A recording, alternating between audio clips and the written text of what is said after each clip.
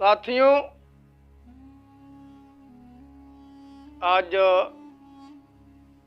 चर्चा का विषय है साइमन कमीशन और बाबा साहब डॉक्टर बी.आर. अम्बेडकर और पिछड़ों का हक अधिकार। इसके विषय में हम चर्चा करेंगे, क्योंकि बहुत से लोग ये जानते हैं कि साइमन कमीशन हमारे देश में आया था। उसका गांधी ने गो बैक का नारा लगाया कि साइमन कमीशन वापस जाओ। ये साइमन कमीशन को एक तरह से लोग खलनायक के रूप में जानते हैं, लेकिन सही मायने में तो साइमन कमीशन को बाबा साहब डॉक्टर बी.आर. अम्बेडकर बुलवाए थे कि अछूतों को, शूद्रों को, ओबीसी के लोगों को प्रतिनिधित्व देने के लिए। तो सन 1919 में ब्रिटिश इंडिया एक्ट बनी और ब्रिटिश इंडिया एक्ट के तहत कुछ हक और अधिकार अछूतों को, शूद्रों को दिया गया था। तो वही 10 साल के बाद समीक्षा करने के लिए साइमन कमीशन हमारे देश में आया और साइमन कमीशन सब जातियों का समीक्षा करने के बाद उनका रिपोर्ट सबमिट करने के बाद उनको हक अधिकार देने वाला था पिछड़े लोगों को। तो उसी समय गांधी ये नहीं चाहता था कि पिछड़ों को, चाहे अनुसूचित जाति और जनजाति के लोगों को, डिप्रेस्ड क्लास के लोगों को उनका हक अधिकार मिले। इसलिए गांधी हमेशा साइमन का विरोध किया। तो दोस्तों, जब साइमन कमीशन को डॉक्टर अम्बेडकर बाबा साहब बुलाए थे और साइमन कमीशन को साथ लेकर के जब शूद्रों के बस्तियों में, जिसे आज ओबीसी कहा जाता है, जब ओबीसी के बस्तियों में बाबा साहब डॉक्टर बी.आर. अम्बेडकर लेकर के गए और सब उनकी हालत दिखाने लगे। उन्होंने पहले नाई जात के यहाँ ले गए, जो आज ओबीसी में नाई जात शामिल है।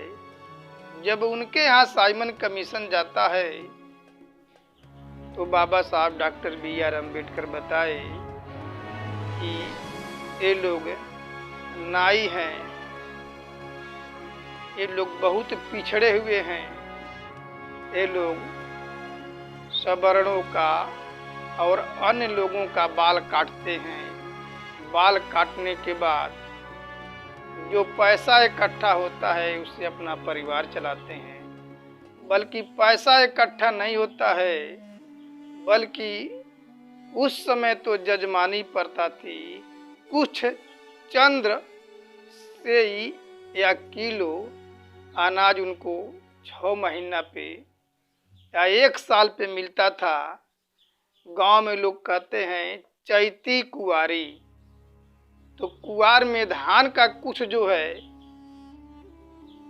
धान मिल जाता था और कुछ गेहूं का दाना मिल जाता था चैत में। तो नाई लोग जौरा पे काम करते थे और उस सवर्णों का शादी ब्याह में, पत्रवाहक का मरण जीवन में पत्रवाहक का ये लोग काम करते थे। तो बाबा साहब बताए कि ये लोग पत्रवाहक का काम करते, इनका संदेशा जो है पहुंचाते हैं। इनका जो दावत भोज होता है तो उनके पतली का फेंकते हैं, इनका जूठन फेंकता है नाई जात। इसलिए इनकी हालत दीनहीन है, इनको आबादी के अनुपात में भागीदारी दिया जाए। साइमन कमीशन रिपोर्ट सबमिट कर लेता है, रिपोर्टिंग कर लेता है। जैसे ही साइमन कमीशन वहां से गांव से बाहर आते हैं, उसी गांव में उन्हीं के घर, उन्हीं नाई के घर गांधी नेहरू एंड कंपनी जाते हैं और कहते हैं कि डॉक्टर अंबेडकर क्या कह रहे थे। तो नाई भाई लोग कहे कि डॉक्टर अंबेडकर तो हमारे लिए अच्छा ही कह रहे थे, वो तो हम लोगों को हक अधिकार दिलाने की बात कर रहे थे, हमको प्रतिनिधित्व दिलाने की बात कर रहे हैं, शासन प्रशासन में भागीदारी दिलाने का बात कर रहे हैं, हमें आरक्षण दिलाने की बात कर रहे हैं, वो तो ठीक ही कर रहे हैं। तो गांधी और नेहरू ने कहा कि नहीं, वो तुमको हक अधिकार दिलाने की बात नहीं करता है, वह तुमको अछूत बनाना चाहता है, अपने साथ में रखना चाहता है। यदि तुम लोग डॉक्टर अंबेडकर की बात मानोगे, यदि आरक्षण लोगे, तो तुम लोग अछूत हो जाओगे, नीच जात के हो जाओगे। तुम्हें नीची जाति रहना है कि ऊंची जाति रहना है। तो नाऊ भाई लोग कहे कि नहीं, हम लोग तो ऊंची जात के रहेंगे, नीची जात के क्यों रहेंगे। तो नाऊ भाई कहे ठीक है, हम ऊंची जात के हैं, हम डॉक्टर अंबेडकर के कही हुई बात में नहीं आने वाले हैं। तो गांधी नेहरू एंड कंपनी ने कहा कि ठीक है, आज से आप लोग ठाकुर हो। लेकिन गांधी नेहरू एंड कंपनी ने सोचा कि अब ये कैसे पता चलेगा, कहीं शादी ब्याह में मामला गड़बड़ न हो जाए। ये कैसे चलेगा पता कि कौन असली ठाकुर है और कौन नकली ठाकुर है। कहीं असली ठाकुर नकली ठाकुर के घर शादी के लिए चल गया तो हम ब्राह्मणों का ब्राह्मणवादी व्यवस्था खतरे में आ जाएगी। तब गांधी नेहरू ने कहा कि आप लोग अपने आगे, नाम के आगे ठाकुर नहीं लिख सकते हैं, आपको अपने नाम के पीछे ठाकुर लिखना है। इसीलिए देहात में कहीं आप लोग देखते होंगे, अनिल ठाकुर कोई लिखता है, तो कोई विष्णुदेव ठाकुर लिखता है, तो कोई कपूर ठाकुर लिखता है। यानी वह ठाकुर सुभाष नहीं लिख सकता है, वो सुभाष ठाकुर लिखता है, नाम के पीछे लिखता है। यानी नकली ठाकुर का पहचान करने की। तो नाऊ भाई लोग ऊंचा बनने में अपने भागीदारी नहीं लिए और उससे दूरी बना लिए। उसके बाद साइमन कमीशन, बाबा साहब डॉक्टर B.R. अम्बेडकर साइमन को लेकर के कीवटों के बस्तियों में जाते हैं और बताते हैं कि ये लोग दिन रात पानी में नाव चलाते हैं, अपने जान की बाजी लगा करके दिन रात नदी में मछली भी मारते हैं और नाव भी चलाते हैं। इसी से इनके परिवार का पालन पोषण होता है।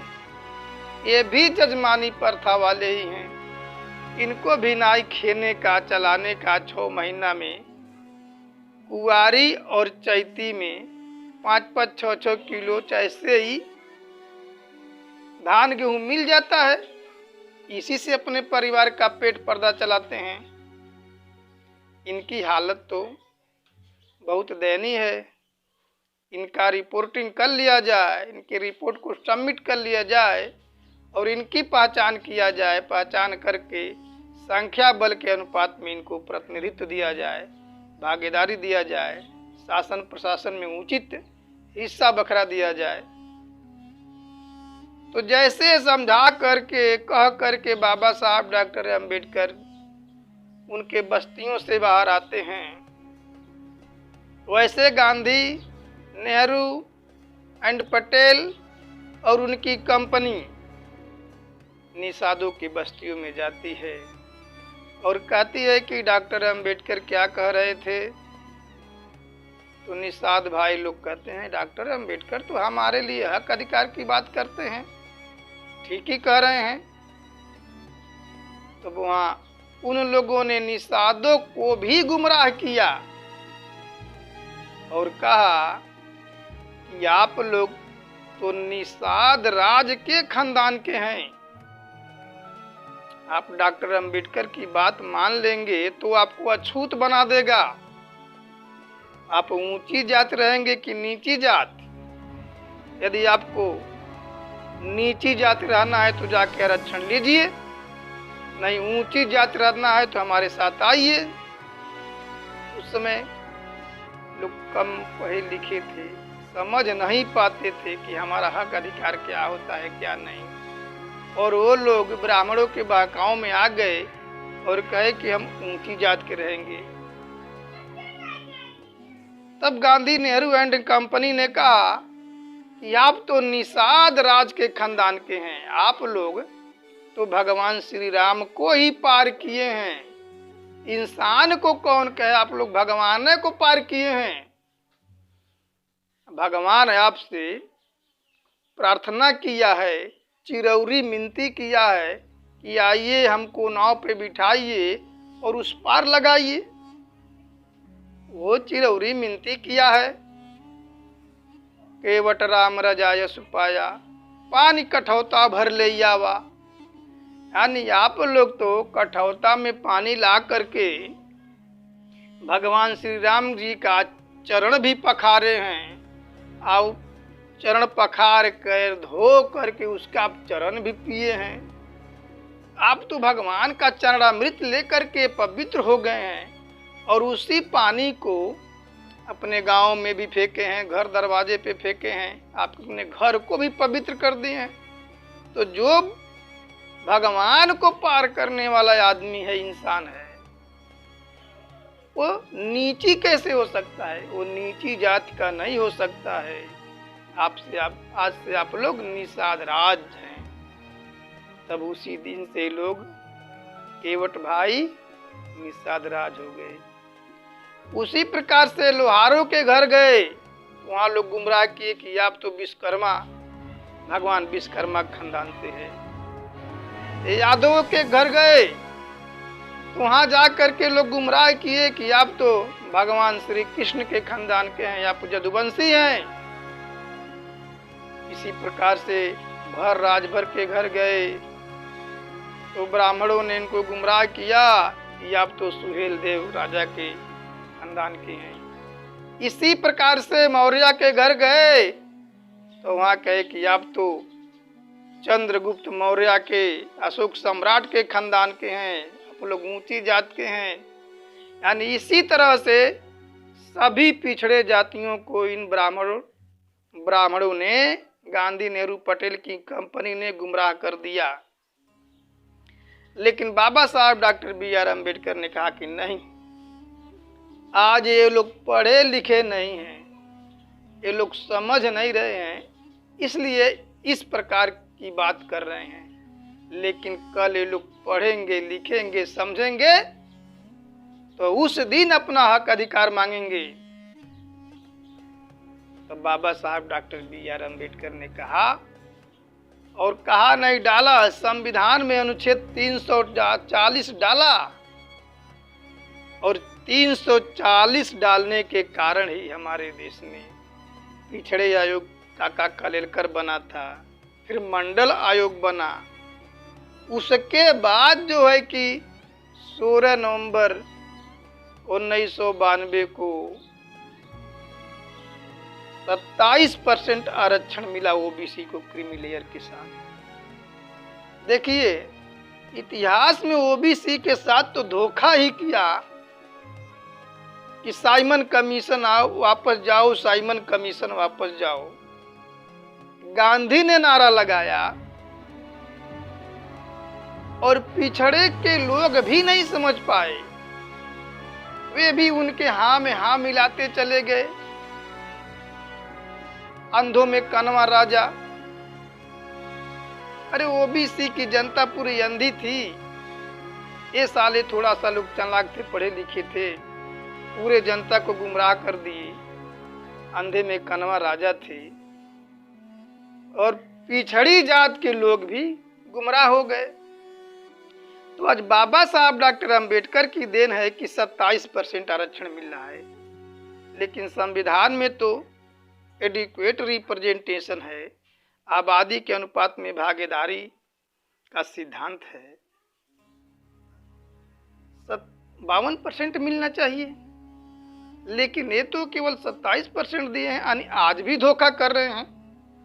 तो कांग्रेस और उसकी कंपनी जब 1928 में साइमन कमीशन आया था, तब ओबीसी के लोगों को गुमराह कर दिया। और अब तो 100 साल आने वाला है, 100 साल के बाद ये हालत है कि लोग अपने हक अधिकार के प्रति सचेत नहीं हैं। अरे ओबीसी के लोग ऐसे ही गुलाम हैं जिस प्रकार से, कैसे मानसिक गुलाम है, जिस प्रकार से हाथी एक बहुत ही पृथ्वी पे मजबूत प्राणी है। जब वह जंगल में रहता है तो उसके पास मनुष्य भी जाने से डरता है, लेकिन मनुष्य उसको भी धोखे से जंगल से पकड़ करके लाता है, उसको चारा खिलाता है, उसको भेली खिलाता है। हाथी के दिमाग में ये चीज बैठ जाती है, यही हमारा आका है, यही हमारा मालिक है, यही हमें जो कुछ देगा वही स्वीकार है। तो बाद में जिस हाथी को जंजीरों में बांध के रखता था, उसी हाथी को एक पतली सी रस्सी से खूंटे में बांध के रखता है। अगर हाथी चाहता तो रस्सी तोड़ के भाग सकता है, लेकिन हाथी भागता नहीं है, क्योंकि वह मानसिक रूप से मनुष्य का गुलाम हो गया है। उसी प्रकार से ओबीसी के लोग भी आज के डेट में इस ब्राह्मणवादी व्यवस्था का मानसिक रूप से गुलाम हो गया है। अगर किसी का हाथ पैर बांध दिया जाए तो छुड़ाने का कोशिश करता है, लेकिन यदि किसी के दिमाग को बांध दिया जाए, दिमागी रूप से गुलाम बना दिया जाए, तो कभी आजाद होने के बारे में सोचता नहीं है। उसी प्रकार से ओबीसी की हालत हो गई है। लेकिन ओबीसी के लोग यदि जग गए, जैसे विशाल हाथी की शरीर है, उसी प्रकार से विशाल आबादी ओबीसी का है।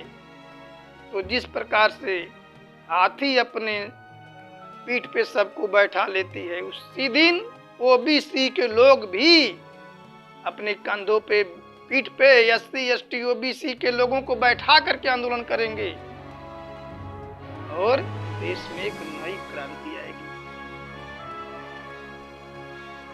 अब देखिए, एक ओबीसी का गुलाम प्रधानमंत्री बन गया है। हालांकि ओबीसी का तो है नहीं, प्रधानमंत्री मोदी, क्योंकि वो जब गुजरात का मुख्यमंत्री था 2002 में। 2002 में जब अटल बिहारी वाजपेयी प्रधानमंत्री थी तो अपने जाति मोटघाची जात को ओबीसी में समायोजित कर लिया। वो बनिया है लेकिन ओबीसी में अपने जात को समायोजित कर लिया तो ओबीसी बोला जाता है। लेकिन अब सोचिए, आप जैसे प्रधानमंत्री 2014 में हुआ, उन्होंने सुप्रीम कोर्ट में हलफनामा दाखिल कर दिया कि मैं ओबीसी का जाति आधारित जनगणना नहीं कराऊंगा। अरे तुम ओबीसी के हो और ओबीसी की जाति आधारित जनगणना नहीं कराओगे तो कैसे पता चलेगा कि ओबीसी की आबादी कितनी है? ओबीसी की आबादी के अनुपात में भागीदारी चाहिए तो गणना कराना अति आवश्यक है। जब अंग्रेज गुलाम भारत में करा सकते थे तो आजाद भारत में तुम क्यों नहीं करा सकते हो? तुम्हें कराना होगा। यदि नहीं कराओगे तो ओबीसी को जगाना होगा। क्योंकि नरेंद्र मोदी भी एक गुलाम ही है आरएसएस का। जैसे गुलामी का दूसरा उदाहरण, यदि तोते को सोने के पिंजड़े में बंद करके रखा जाए तो तोता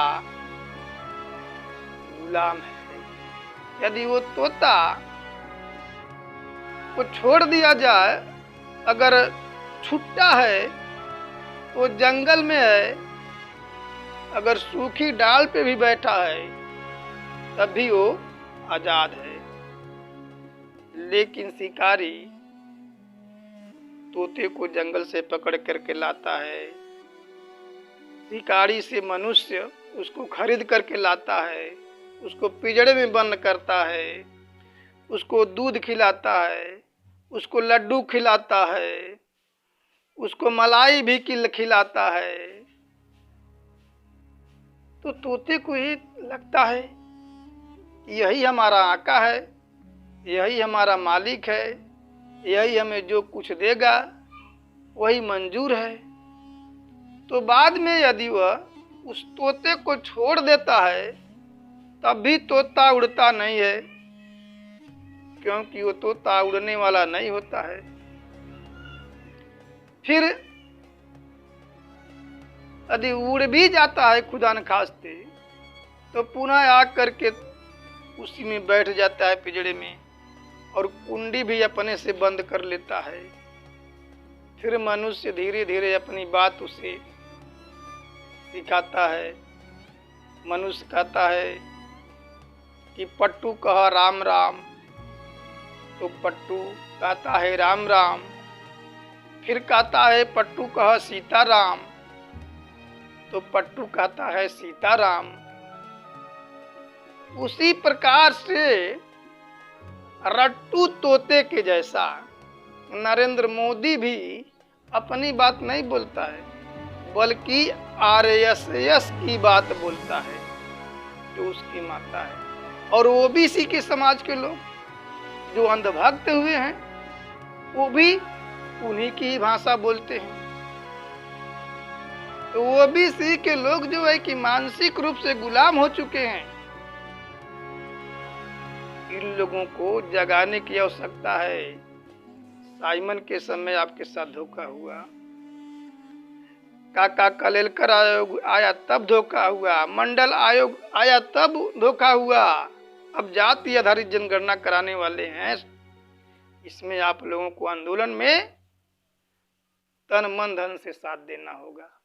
इसके लिए आवाज उठानी होगी, तभी जाति आधारित जनगणना होगी और आबादी के अनुपात में आप लोगों को हक अधिकार मिल सकता है। तो जो मैं बात कह चुका हूं उस पे मैं ये समझता हूं कि ओबीसी के लोग, पिछड़े के लोग ध्यान देंगे और इसके लिए आंदोलन करेंगे कि हमारे देश में जाति आधारित जनगणना होना चाहिए। क्योंकि मंडल के समय में कमंडल की लड़ाई चली गई थी। साइमन कमीशन जब आया तो उसके बाद साइमन कमीशन गो बैक का नारा गांधी लगाया। अब सोचिए, आप लोग गांधी को महान कहते हैं, लेकिन जो साइमन कमीशन आप लोगों को हक अधिकार देने वाली बात देने के लिए आया था, वो आप लोगों को हक अधिकार देने वाला था। और गांधी ये नहीं चाहता था कि इन लोगों को हक अधिकार मिला अलग से कोई, ओबीसी के नाम पे, एससी के नाम पे, एसटी के नाम पे हक अधिकार इन लोगों को न मिले। इसीलिए वो गांधी साइमन कमीशन का विरोध किया। और लाला लाजपत राय जो है वो गांधीवादी बन रहा था। उसका जो है लाठी खाने से मौत हो गई। अंग्रेजों ने मारा 10 लाठी, मुझे खून आ गई, मर गई न। तो वो लाला लाजपत राय जो है वो बहुत महिमा मंडन करते हैं लोग, इतिहास की किताबों में महिमा मंडन किए हैं, लेकिन ये लोग असली इतिहास बताए नहीं है। अगर लाला लाजपत राय मर गया तो हमारे आरक्षण देने के विरोध में मरा, वो हमारे भलाई में नहीं मरा, हमारे विरोध में मरा। तो दोस्तों, ये इतिहास तभी हमारे खिलाफ लिखी गई, हमको दबाया गया और आज भी दबाया गया जा रहा है। तो मीडिया का चरित्र ही है कि hide and highlight 2 point programme. हमारे देश में आज भी जो है सच्चाई को मीडिया के द्वारा छिपाया जा रहा है, आज झूठ को जो है हाईलाइट किया जा रहा है। असली मीडिया के लोग कर रहे हैं। देखिए, इसीलिए गोदी मीडिया कहा जाता है। इन गोदी मीडियाओं को शर्म आनी चाहिए कि यदि हम ऐसे ही करते रहे प्रचार, हम पत्रकारिता सही नहीं किए, यदि किसी को महिमा मंडन करते रहे तो कुछ दिन में खाने बिना मर जाओगे मीडिया के लोग। और तुम लोगों की औकात नहीं है कि शीशा के घर से बाहर आकर के अब किसी जगह कवर कर लो। तुम लोगों की औकात ही नहीं है मीडिया वाले, जो गोदी मीडिया है। जनता जूता लेके खड़ी है, पहचान रही है तुम लोग कौन कौन गोदी मीडिया हो, कौन कौन क्या क्या करते हो। तो दोस्तों, गोदी मीडिया की बातें नहीं हमको जानना है, हमको सोशल मीडिया हमारा प्लेटफार्म है। बहुत सारे चैनल है, नेशनल जनमत है, नेशनल दस्तक है और अंबेडकर टुडे है। तमाम चैनल हमारे जो सोशल मीडिया पे आ गया है। तो इस सोशल मीडिया जो है यही सच्चा मीडिया है। आप लोग टीवी देखना बंद कर दीजिए, अखबार भी पढ़ना बंद कर दीजिए। हमारे लायक उसमें खबर नहीं है। हम लोग बल्कि टीवी देख करके उसका टीआरपी बढ़ाते हैं, अखबार का जो है पैसा लेते हैं। ये सब देखना बंद करिए और आप बामन मेश्राम साहब का प्रोग्राम देखिए, और विकास चौधरी जी हैं उनका देखिए, दिलीप मंडल देखिए, नेशनल दस्तक देख लीजिए। आप लोगों का शायद धीरे धीरे दिमाग खुलने लगेगा। और जो अपने समाज के पढ़े लिखे लोग हैं वे लोग अपने लोगों को जगाने के काम करें। जैसे खास तौर से ओबीसी में या सिख लोग एससी में लगे रहें। और आने वाला समय हम मूल निवासियों का ही है। तो दोस्तों, भविष्य में ऐसा आप करेंगे, हमारा आशा और विश्वास है। आप लोगों ने बात सुनी, उसके लिए धन्यवाद।